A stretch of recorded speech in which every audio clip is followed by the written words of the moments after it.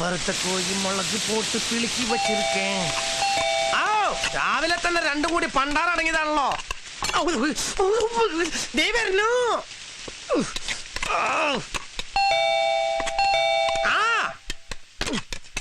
എന്തത്? വറുത്ത കോഴി മുളക് പോട്ട് പൊരിച്ചു വെച്ചത്. പടച്ചോനെ, ചതിച്ചോ? നിക്ക്.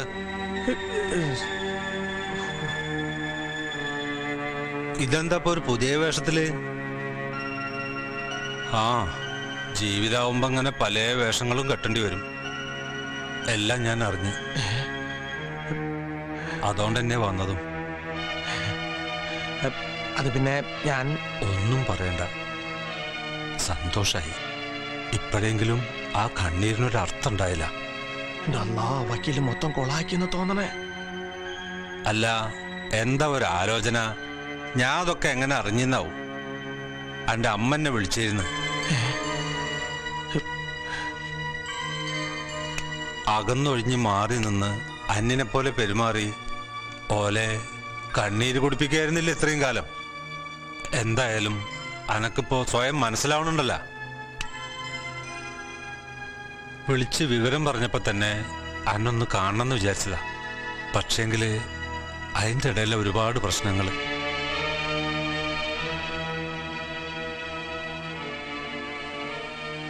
കണ്ണാ, മരിച്ചുപോയ എൻ്റെ അച്ഛൻ്റെ ചെങ്ങായിക്ക് ഇക്കാര്യത്തില് അന്നെ ഉപദേശിക്കാനുള്ള സ്വാതന്ത്ര്യം ഉണ്ടോയെന്നറിയില്ല. എന്നാലും പറയാ, ജീവിതം ഒരിക്കൽ വഴിതെറ്റിപ്പോയെന്ന് കരുതി ആ വഴിക്ക് തന്നെ ജീവിച്ചു തീർക്കല്ല വേണ്ടത്. ഇനിയുള്ള കാലെങ്കിലും ആ അമ്മയുടെ ഒപ്പം കഴിഞ്ഞൂടെ എനിക്ക്? അതല്ല, ഇങ്ങനെ അന്യർക്കിടയിൽ ആളായി നടക്കുക വെച്ചാ ചിലപ്പോൾ അത് അവനവനെ തന്നെ ഇല്ലാണ്ടാക്കലാവും. അതുണ്ടാവരുത് അനക്കെങ്കിലും.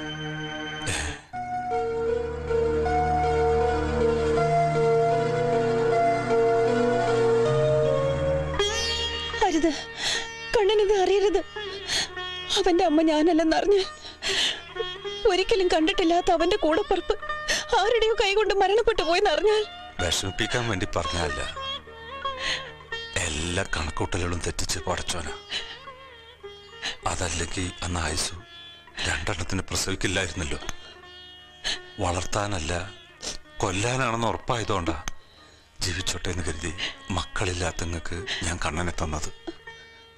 പക്ഷെ ഹംസ അബോധാവസ്ഥയിലായിരുന്നെങ്കിലും ഓന്റെ കയ്യിലും മുറുക്കി പിടിച്ച് എൻ്റെ ആയുസ് കിടക്കണ കിടപ്പ് കണ്ടപ്പോ പറിച്ചറിയാൻ എൻ്റെ മനസ്സനുവദിച്ചില്ല. അന്ന് തൊട്ട് ഇക്കാലം വരെ ഓന്റെ നന്മയ്ക്ക് വേണ്ടി പ്രാർത്ഥിച്ചിട്ടുള്ളൂ. പക്ഷെ കൺമുമ്പിൽ കാണുമ്പോഴൊക്കെ കോമാളിയാണെന്ന് പറഞ്ഞ് കളിയാക്കി കുറ്റപ്പെടുത്തി. സത്യത്തിൽ ഞാനായിരുന്നു കോമാളി. ഒന്നും പറയാതെ ആ കുട്ടികളെ വിഡ്ഢിവേഷം കെട്ടിച്ചത് പാപം തന്നെയാ.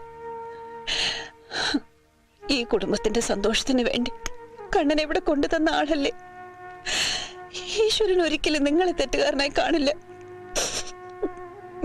പ്രാർത്ഥിച്ചോളാം, ഞാൻ മനസ്സൊരുക്കി പ്രാർത്ഥിച്ചോളാം. ഞാൻ ഇറങ്ങട്ടെ.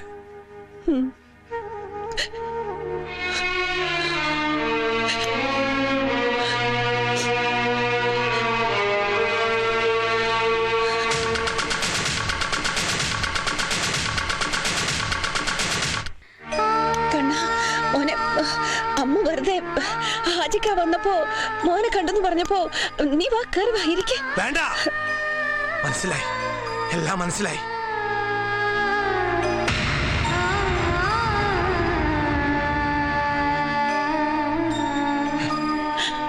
കണ്ണ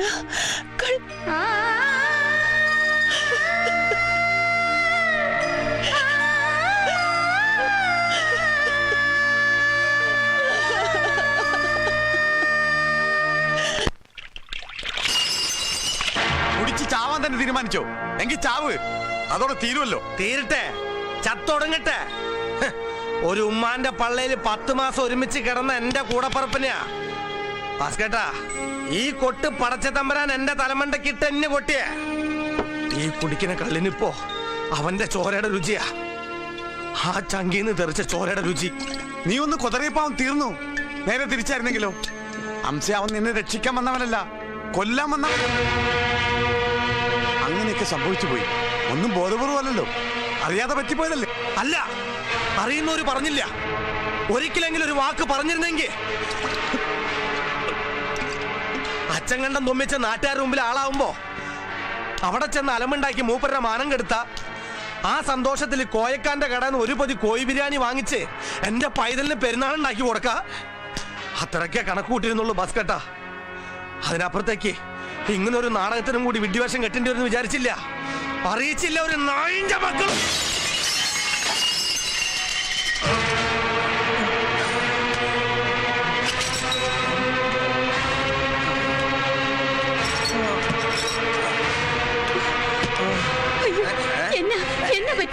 ഒന്നുമില്ലെന്നേ, ഒന്ന് കാലിടറിയ.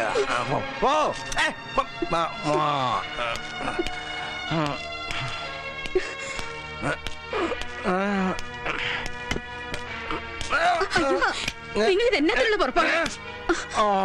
അപ്പച്ചൻ ആരെ തോൽപ്പിക്കാൻ വേണ്ടിട്ടാ രാവിലെ തന്നെ ഇങ്ങനെ? അറിയില്ല നിനക്ക്?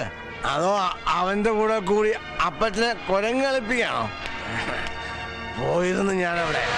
കാര്യം നിന്റെ പേരിൽ എഴുതുന്നാണെങ്കിലും ഞാൻ ജന്മിച്ചുണ്ടാക്കിയ മണ്ണ. ഒന്നും രണ്ടുമല്ല, 500 ഏക്കർ ഒന്നാന്തരം ചായ തുടരും ആ തെണ്ടി വിറ്റ് തൊലച്ചത്. ആരെ കഴിവാറ്റാണ് അവനത് ചെയ്തത്? അല്ല, നിനക്കെങ്കിലും ഒരു വാക്ക് പറയാമായിരുന്നല്ലോ. വിൽക്കുന്ന കാര്യമൊന്നും ഇച്ചാൻ എന്നോട് പറഞ്ഞിട്ടില്ല. പിന്നെ എന്നാ കോപ്പാണെന്ന് വിചാരിച്ചാണ് നീ ആ പ്രമാണത്തിൽ കുർബാനിച്ചു കൊടുത്തത്? അവൻ പറയല, അവനൊന്നും പറയല. ഇനി ഇതിന്റെ പേരും പറഞ്ഞ് അവനോട് വഴക്കിനൊന്നും നിൽക്കണ്ട. ഏതായാലും ഇവക്ക് നിങ്ങളായിട്ട് കൊടുത്തതല്ലേ. അങ്ങനെയാണെങ്കിൽ ഇവളെ അവന് കൊടുത്തതല്ലേ?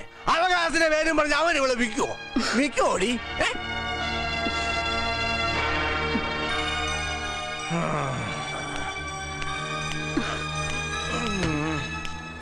ഇതിനി എങ്ങോട്ടാ?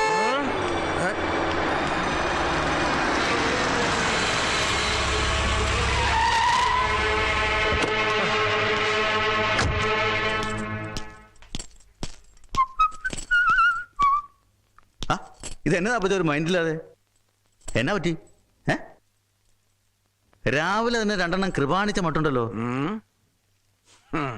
ആ ദേ, ഇഷ്ടപ്പെട്ട കളർ തന്നെ അങ്ങ് വാങ്ങിച്ചു. ആ വകയിൽ ഒരു 60,000 രൂപ എക്സ്ട്രാ. ടോട്ടൽ ഒരു 30-35 ലാക്സ് അങ്ങ് പൊടിഞ്ഞു. അച്ഛൻ കണ്ടം നോമിച്ചിന്റെ മരുമോൻ വിലയിലും വലിപ്പത്തിലും കുറഞ്ഞ കാർ ഉപയോഗിച്ച് നാട്ടുകാരുടെ മുമ്പിൽ അപ്പച്ചന്റെ വലിപ്പം കുറയ്ക്കണ്ടെന്ന് കരുതി. മരുമോനെ, നീ അപ്പച്ചനെ വലിപ്പം കൂട്ടാൻ വേണ്ടി അത്ര കണ്ട് കയറി വലുതായേക്കല്ലേ? 10-55 കൊല്ലം മുമ്പ് ഞാൻ ഈ മല കയറുമ്പോ ഒരുപാടൊന്നും കൊണ്ടുവന്നിട്ടില്ല, ഉണ്ടാക്കിയത് തന്നെയാ. മതി മതി, ഇപ്പൊ എന്നാത്തിന്റെ പേരിലായി പുരാണം പറിച്ചില്ലെന്ന് എനിക്കറിയാം. ഉവ്, ഞാനതങ്ങ് വിറ്റു. പെമ്പർനോത്തിന്റെ പേരുള്ള സ്വത്ത് വിൽക്കാൻ കെട്ടിയവനല്ലാതെ പിന്നെ ആർക്കാ അവകാശം? പിന്നെ കെട്ടിയവന് തന്നെയാ. പക്ഷേ എന്റെ പേരിലുള്ള സ്കൂളിലേക്ക് ലക്ഷങ്ങൾ എണ്ണി വാങ്ങിച്ച് നിയമനം നടത്താൻ ആരാ നിനക്ക് അവകാശം തന്നേ? ആശുപത്രി പുതിയ ഭരണസമിതി ഉണ്ടാക്കിയതും ചെമ്മീൻ ഫാക്ടറിയിലെ പുതിയ എക്സ്പോർട്ടിംഗ് കരാർ ഉണ്ടാക്കിയത് ആരോട് ചോദിച്ചിട്ടാ? ചത്തുവായി നിന്റെ അപ്പൻ കപ്പിയാർ കുര്യത്തോട് ചോദിച്ചിട്ടോ? ഇടയ്ക്ക് കയറി സംസാരിക്കരുത്. എടാ മരുമോനെ, ഒരുപാട് അങ്ങ് കയറി തൊമ്മിച്ചനെ പരിസക്കല്ലേ? പിന്നെ എന്നാ വേണം? അമ്മായിയപ്പനെ പോലെ നാട് മുഴുവൻ നടന്ന് ഞാൻ അപരാധിക്കണോ? എന്നെ കഴുകണ മോനെ. തൊമ്മിച്ചൻ അപരാധിച്ച കഥയും പറഞ്ഞ് നീ കളി തുടങ്ങിയിട്ട് കാലം കുറെ ആയി. ആമ്പിള്ളേരില്ലാത്ത തറവാടാണെന്ന് കരുതി എനിക്കിട്ടങ്ങ് കൃപാണിക്കാനാണ് ഉദ്ദേശമെങ്കില് ആണായിട്ട് ഒരുത്തരുണ്ട് അച്ഛൻ കണ്ടം തൊമ്മിച്ചൻ. അതൊരു 3-3.5 തരാ. പോരാ,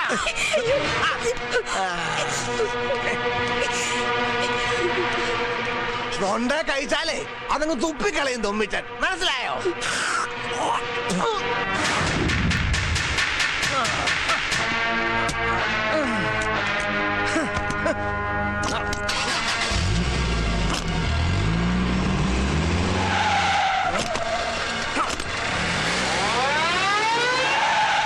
ഇനി നീ മുറ്റത്ത് കാല് കുത്തണമെങ്കിൽ അത് അച്ഛൻ കണ്ടും തോന്നിച്ച് ചത്തിട്ട് മതി.